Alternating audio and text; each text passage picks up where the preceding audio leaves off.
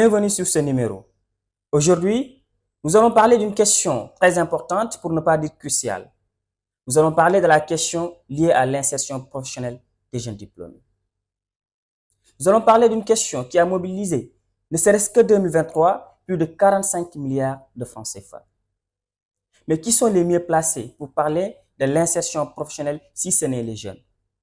À cet effet, nous allons justement donner la parole à ces jeunes diplômés-là afin de capitaliser l'ensemble des problèmes liés à l'insertion professionnelle. Let's go. Je m'appelle Naïf Faye, je suis étudiante en Master 2 de Sociologie à l'Université Gaston Berger de Saint-Louis. Je m'intéresse aux questions liées à la pauvreté. Actuellement, mes recherches portent sur les tendances, l'évolution et les déterminants de la pauvreté vécue au Sénégal. Également, je suis intéressée à tout ce qui est statistique appliquée aux sciences sociales.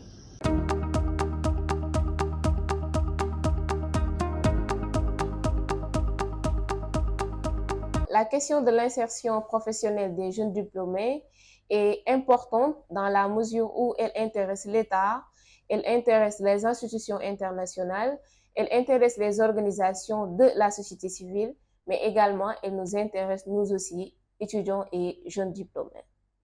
La question de l'insertion professionnelle est encore d'autant plus importante dans la mesure où elle intéresse les jeunes qui sont pour moi le point focal et le cœur du développement du Sénégal.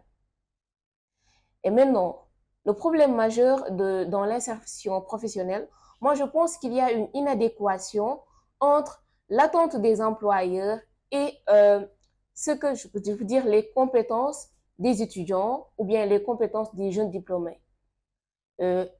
En général, les jeunes diplômés, qu'ils sortent de l'université ou qu'ils sortent des écoles de formation, généralement n'ont pas assez de compétences ou ne sont pas assez formés pour faire face aux réalités du monde du travail.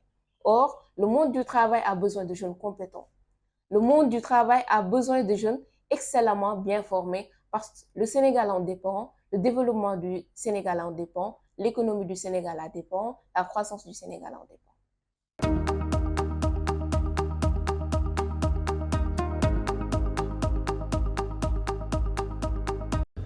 Pour les recommandations, je lance appel à l'autorité compétente de mettre le focus sur la formation au sein des universités et surtout pour les étudiants de lettres. Il y a un réel problème pour ces étudiants-là qui, de jusqu'à la licence, ils ou elles n'ont pas assez de bagages techniques ou de bagages pratiques pour affronter le monde du travail ou le monde professionnel. Tous ces étudiants-là qui ne sont pas sélectionnés à partir de la licence ne vont pouvoir rien faire. Donc ce qu'ils vont faire ou elles vont faire, c'est de retourner chez eux et affronter le chômage. Donc moi j'appelle ces autorités-là à faire preuve d'innovation, à faire preuve de créativité, à faire preuve de rigueur dans la formation des étudiants, surtout ceux qui sont en lettres. Je les appelle à plus de pratique, à plus de préparer ces étudiants-là, dès leur arrivée, à affronter le monde du travail. Une autre recommandation, j'appelle à tous les jeunes de faire preuve de débrouillardise. Qu'est-ce que j'appelle preuve de débrouillardise? C'est de s'investir dans le monde de l'entrepreneuriat, c'est d'y aller à fond dans le monde de l'entrepreneuriat et de ne pas attendre l'État. Parce que l'État ne peut pas tout faire. Ayons un esprit créatif et en même temps innovant pour pouvoir affronter le monde de l'entrepreneuriat. Les recommandations s'adressent aux employeurs. J'appelle à ces gens-là d'être plus flexibles, surtout par rapport à leurs appels d'offres.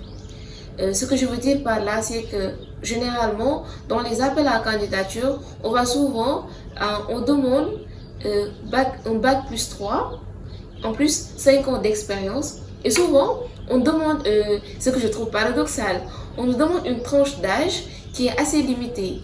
Est-ce que ces gens-là prennent en compte la perturbation des années scolaires? Est-ce que ces gens-là prennent en compte l'idée qu'un étudiant, par exemple, ou un jeune diplômé peut entrer tardivement à l'école? Donc, on peut supposer qu'un étudiant qui a un bac plus 3 peut peut-être être âgé et n'a pas acquis une certaine expérience professionnelle, et d'office, cette personne-là est exclue dans cet appel d'offres. Donc, je les appelle à plus de flexibilité. Donc, en ce sens-là, on n'a pas assez d'expérience comme vous le prétendez, mais nous pouvons au moins bénéficier d'une chance. Nous pouvons bénéficier d'une chance d'être employés par vos entreprises.